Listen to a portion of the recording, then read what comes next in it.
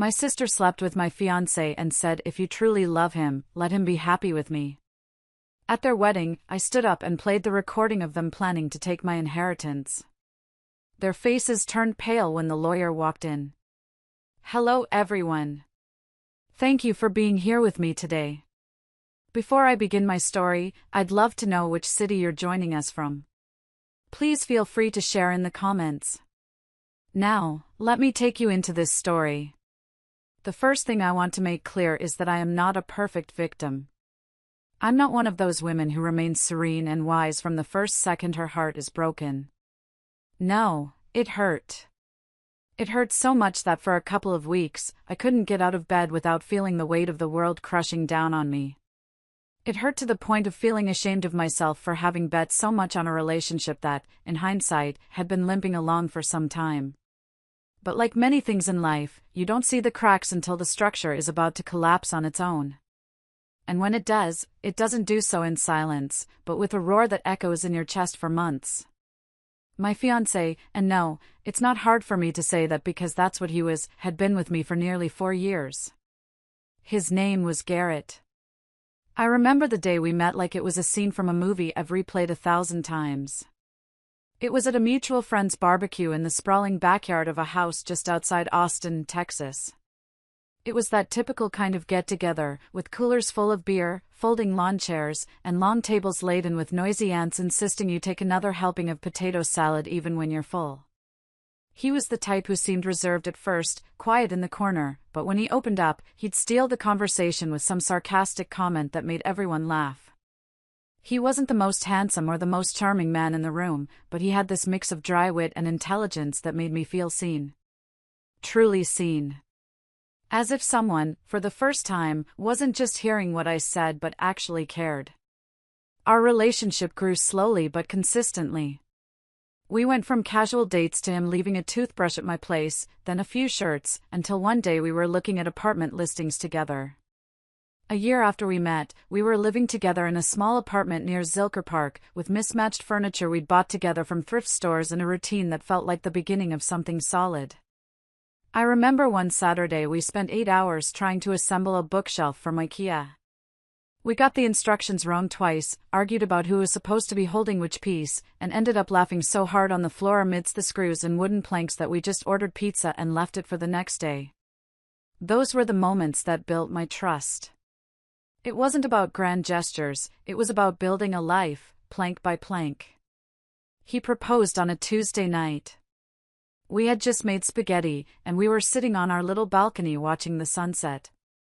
There was no ring hidden in a champagne glass, no grand speech.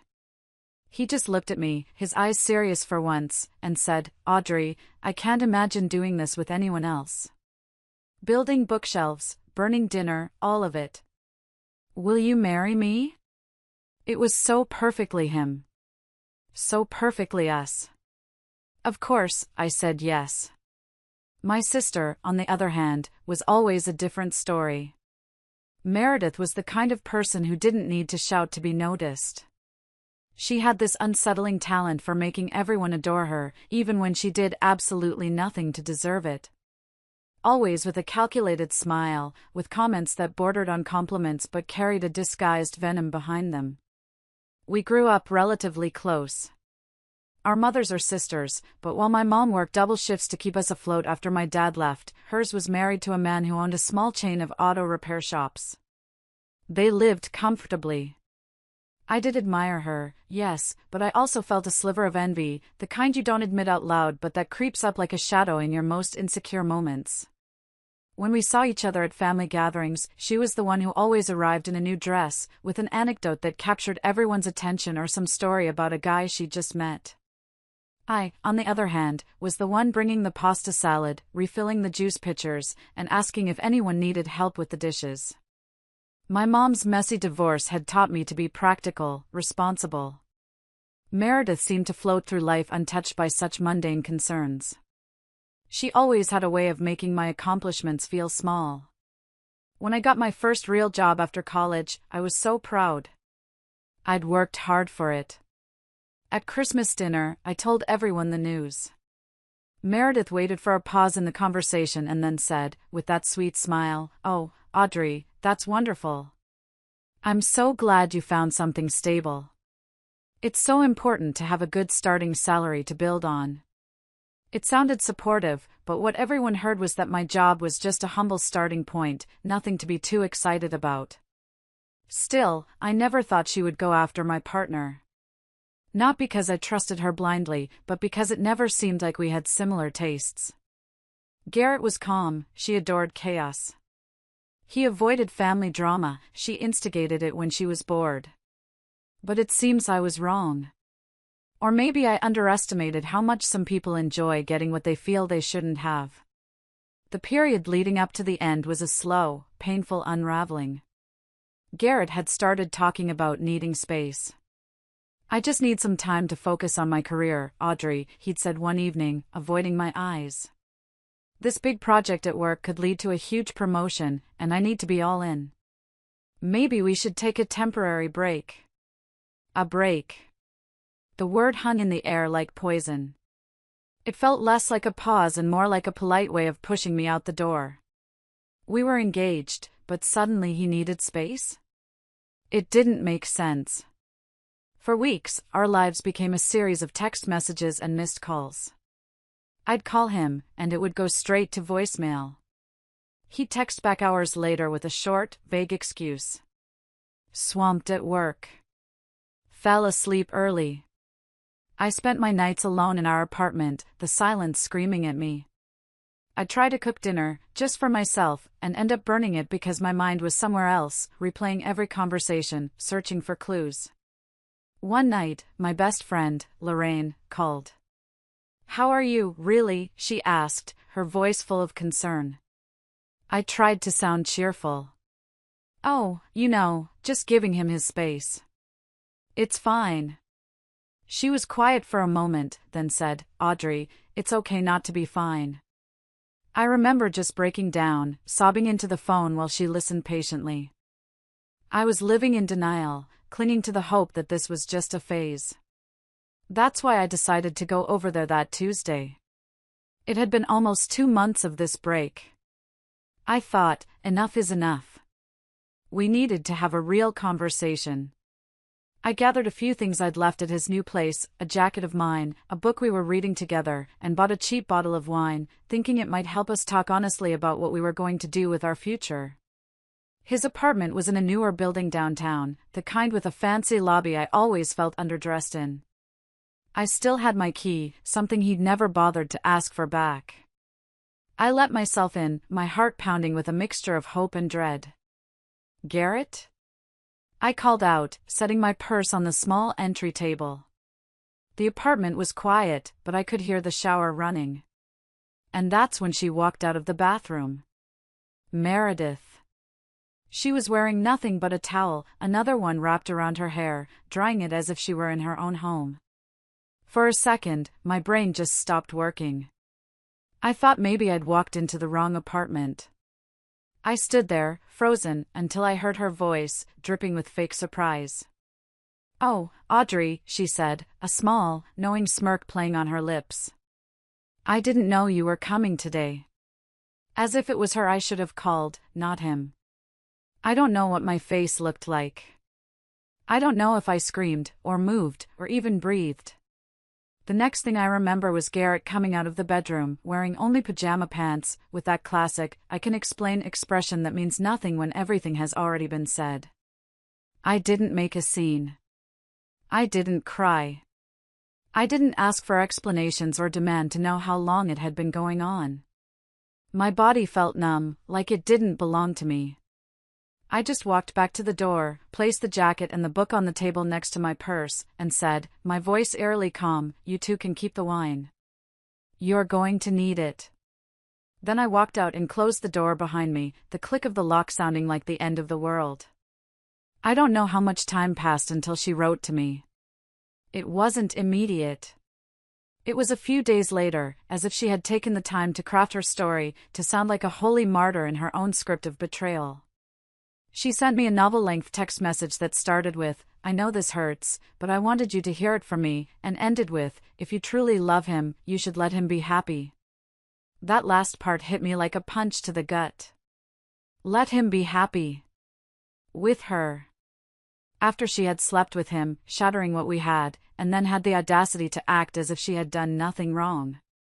The hypocrisy was breathtaking. She was trying to paint this as some kind of tragic love story where she was the noble heroine, and I was just collateral damage. I read the message over and over. Each word was a calculated jab. "We didn't mean for this to happen," she wrote. "It was just a spark, something we couldn't control." A spark? My 4-year relationship, my future, my trust, all burned down for a spark. She went on about how Garrett had been unhappy for a long time, how I didn't truly understand him, how she was the one who could give him the life he deserved. It was a masterpiece of manipulation, designed to make me feel like I was the one who was selfish, the one who was holding him back. I didn't reply. Not at that moment. The only thing I thought was that if she was so confident that I should step aside for love, then she should be prepared for the consequences of getting what she wanted. Because yes, I would let him be happy. Not with scandals or crazy revenge plots. I would let him be happy, but not with the kind of happiness that is built on solid ground. No, I would let him be happy watching from a distance as I flourished in the very soil where they had tried to bury me. Leaving Austin was one of the hardest things I've ever done. For over a year, I couldn't even say their names without a metallic taste filling my mouth, as if each syllable carried the weight of my rage and humiliation. I packed my life into boxes with a heavy heart. Every object held a memory. The mismatched coffee mugs we'd bought. The worn-out armchair he always sat in. It was torture. I didn't make announcements, I didn't say goodbye to our mutual friends, I didn't post vague, passive-aggressive updates on social media. I just left. I decided on Denver, Colorado. A friend from college, Lorraine, the one who'd listened to me cry, had an extra room and offered it to me while I got back on my feet. The drive there was a blur of highways and cheap motel rooms. I spent the night staring at the ceiling, making mental lists of all the signs I had ignored, as if replaying every conversation or every glance could help me understand what went wrong. The first few weeks in Denver were lonely. I sent out dozens of resumes from Lorraine's dining room table and got mostly silence in return. I'd walk around my new neighborhood, a stranger in a strange city, feeling completely invisible. I remember one afternoon, I was trying to assemble a new nightstand by myself in my room. The instructions were confusing, the tiny screws kept falling out of my hands, and suddenly I was overwhelmed. I just sat on the floor and cried, not just for the broken engagement, but for the simple, infuriating fact that I couldn't even build a piece of furniture on my own. But with time, and a lot of effort, I started to find a rhythm that no longer revolved around them. I finally landed a job at a small digital marketing firm. It was nothing glamorous, but it was stable, and the office atmosphere was a breath of fresh air after so much drama. My colleagues were decent, funny people, each with their own issues, but with a brutal honesty that felt good after so much pretense. My new boss, a woman named Carol, saw potential in me and gave me projects that challenged me. It felt good to use my brain again for something other than replaying my own personal tragedy. I focused on learning new skills, updated my portfolio, took some online courses, and slowly, I felt like I was building something that was completely mine. I started eating well again, sleeping through the night without waking up in a cold sweat. I went for long hikes in the mountains on the weekends, feeling small against the vast landscape, which somehow put my problems into perspective. I had promised myself I wouldn't get involved with anyone for a long time. But, as it often happens, the universe didn't ask for my permission before putting someone in my path. His name was Spencer. He came into my life in the most awkward way possible, at an informal gathering my boss Carol threw to celebrate her daughter's birthday in a local park. I went purely out of obligation. I didn't know anyone besides my work team and ended up sharing a bench with a guy who also seemed to be there against his will. We started talking, the way you do when you're seeking refuge in the only other person who isn't forcing you to socialize. He told me he was just passing through, that he had family in Denver but lived in Seattle. He was down for a few days to visit his nephew. He was charming, but quiet. Not the type who bombards you with jokes or compliments, but the kind who looks you straight in the eye and actually listens. He asked me what I did for a living, what I liked to do in my free time, what kind of music could pull me out of a bad mood. Nothing out of the ordinary, but after months of no one asking me anything that wasn't work-related, it felt both strange and comfortable. We saw each other again a few weeks later. He was back in town for work. First, it was coffee, then a long walk, then an impromptu dinner at a hidden spot he swore he only took special people to. I laughed. I thought it was a silly line, but I later understood that for him, it was true. He didn't talk much about his family, and I didn't ask. I just knew he'd had some issues with his father and wasn't particularly close to his brothers. It never seemed strange to me. Sometimes families are a minefield you'd rather not step on. And since I had enough of a disaster with my own, I decided to leave it alone.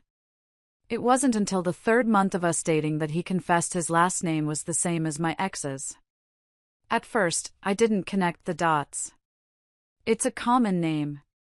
But then one night, when he told me he had a brother who used to live in Austin, something clicked inside me.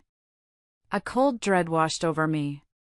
"Spencer," I said, my voice barely a whisper. "What's your brother's name?" He was quiet for a few seconds, then he looked away. "Garrett," he said. His voice didn't tremble, but I noticed he avoided my gaze. He told me they hadn't spoken in years, that they didn't get along, and he preferred not to go into detail. It was then that I understood. The guy I was falling for was my ex-fiancé's brother. His younger brother. I didn't know whether to laugh or run. What kind of cruel joke was this? How was it possible that after changing cities, my life, my entire direction, I ended up crossing paths with the brother of the very person who broke me? And how was it possible that I liked him? That he made me feel safe? I didn't tell him everything right away. I just said I had been with his brother years ago, that things had ended badly, and I didn't want to relive that story. He listened to me, he didn't defend his brother, he didn't try to justify or minimize it. He just said, "Give me a chance, Audrey. I promise you, I am not him. I will not repeat his story." That night, I fell asleep in his arms, my head full of doubts, but my heart, strangely, at peace. For the following months, we kept our relationship quiet. None of his family knew about me, and I stayed away from any circles where I could have been linked to them. For him, it was easy. His estrangement was long-standing. For me, it was a constant challenge not to be carried away by guilt or the fear of being seen as someone seeking revenge. Because the truth was different. I didn't look for him, he appeared. And if there was one thing I was clear about, it was that I wouldn't let something good pass me by just because someone from my past would be furious to find out. We moved in together 8 months later. Not out of necessity, but because it felt natural. With him, I didn't have to explain everything. I didn't have to justify my insecurities or disguise my wounds. He understood without me having to speak, not because he shared his brother's past, but because he had lived his own battles and respected them without romanticizing them. One day, while we were cooking together, he asked me casually if I had ever imagined myself getting married. I told him yes, but that image had been shattered a long time ago. He hugged me from behind and said, maybe it was just drawn wrong. I didn't reply, but at that moment, I knew that even though I hadn't planned it this way, life was pushing me to close a chapter and perhaps open a new one in which I wasn't anyone's collateral damage. Nearly 2 years had passed since I last saw the faces of those I once called my family and my future. The life I built in Denver, though born from pain, had become the only space where I finally felt in control of every step. I no longer woke up wondering if something was wrong with me, nor did I carry the weight of betrayal like a second skin. By then, I was living with Spencer, the brother of the man who shattered me. And I did so not out of need or convenience, but by choice. Because he, unlike anyone who had promised me anything before, delivered even without promising. He didn't speak of the future as an empty promise, but as a present built on small acts. He picked me up from work when it snowed, left notes on the fridge when he left early, brought me flowers for no reason, not to surprise me, but because he said beauty should also be a habit. He didn't save me, and that's what I loved most about him. He never tried to fix me or insert himself into my story like a hero. He just walked beside me with patience and presence, as if he knew I needed time, space, and respect more than any passionate declaration. One ordinary afternoon, while we were washing dishes after dinner, he told me he had been thinking about something. I didn't pay much attention at first because he often said things like that when he had spontaneous ideas, like buying a new coffee maker or adopting a cat. But this time, his tone was different. He said, without preamble, that he would like to marry me. He didn't phrase it as a question or a show. There was no ring hidden in the dessert, no balloons, no hidden camera in the corner. He just looked at me directly, his hands still wet with soap, and said, "I've been thinking, we should get married. Not because it's the next step, but because I can't imagine a life that isn't shared with you." I stood still. I didn't know what to say. In that moment, a mix of such contradictory emotions flooded me that my chest ached. On one hand, I felt tenderness, gratitude, excitement. On the other, I was struck by the memory of the previous ring, the dress I never wore, the altar I never stood at. But it didn't take me long to realize that this wasn't the same path. This time, there were no lies, no doubts, no games. This time, there was no yes that came with conditions. I looked at him, took a deep breath, and without tears, without trembling, I just nodded. I told him yes. Not because I felt pressured, but because in that moment, I knew that the past finally had no power over me. The preparations were simple, without fanfare. Neither of us was a fan of big events, and we agreed that what mattered was the intimacy, the realness. We decided to have a small ceremony on a property he had bought years ago with a small inheritance from his grandparents, a restored farmhouse north of the state with old trees, a pond in the back, and a view that looked like it was from another decade. His family had fought over that inheritance after his grandfather's funeral, which was part of the reason he was so distant from them now. I didn't want a puffy dress or flowers everywhere. I wanted something that felt honest, without masks. My friends from work helped me with the details. I didn't invite my family, by my own choice. I knew it made no sense to try to salvage something that was already rotten from within. He didn't invite many people either. From his family, only a few cousins he still kept in touch with would come, people who had stayed away from the drama and respected us as a couple. The rest, including his brother and that entire branch of the family, had no idea he was even still in contact with me.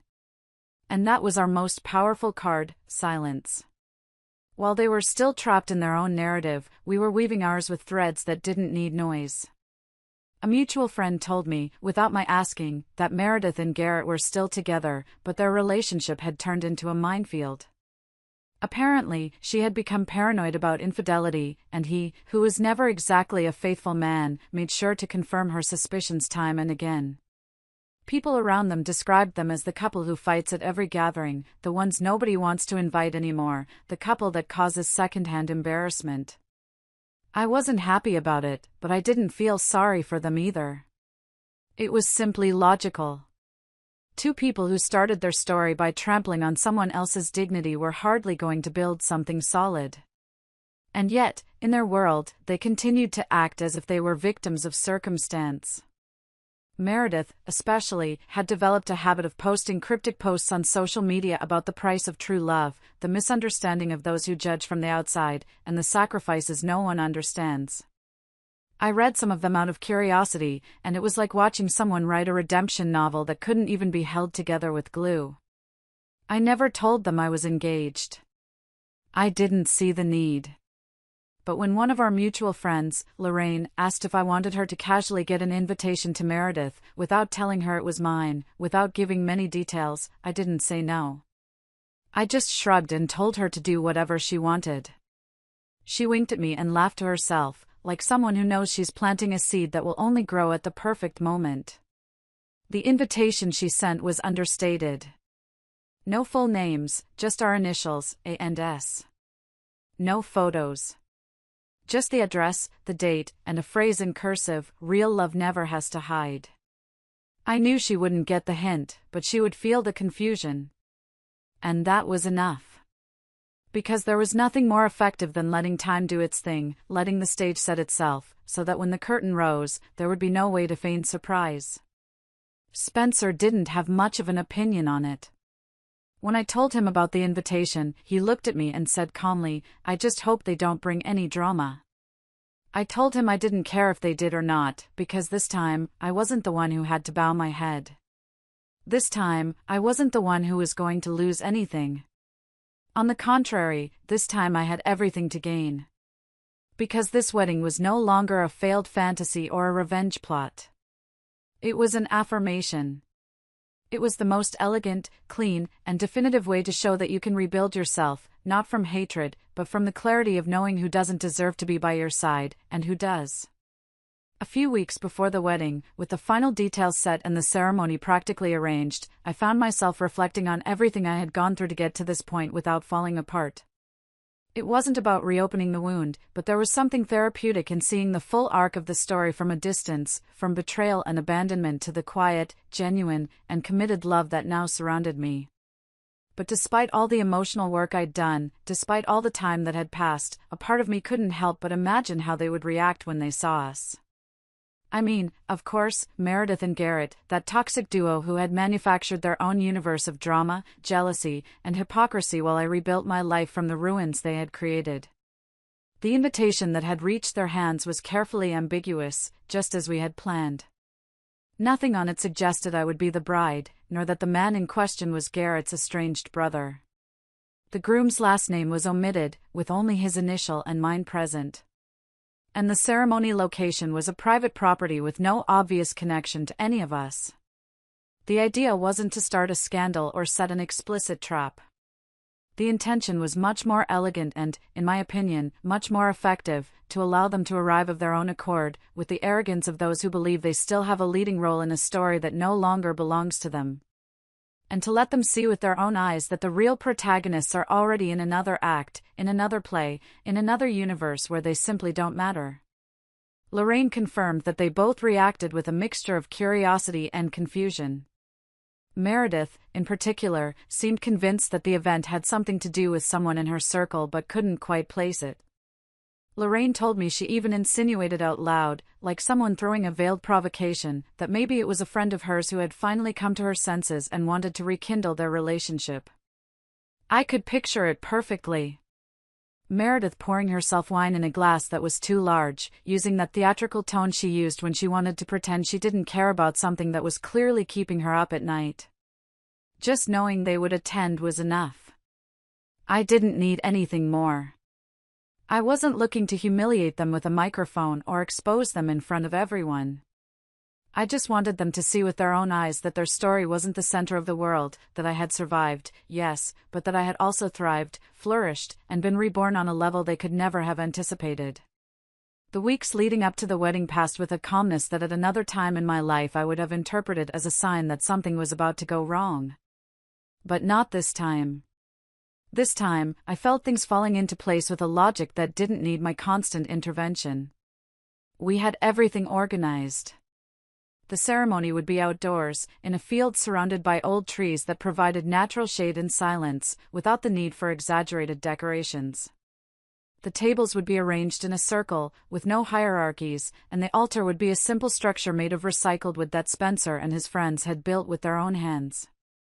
Giving credit to the creator in your video's description is enough to prevent copyright infringement from occurring. True. False.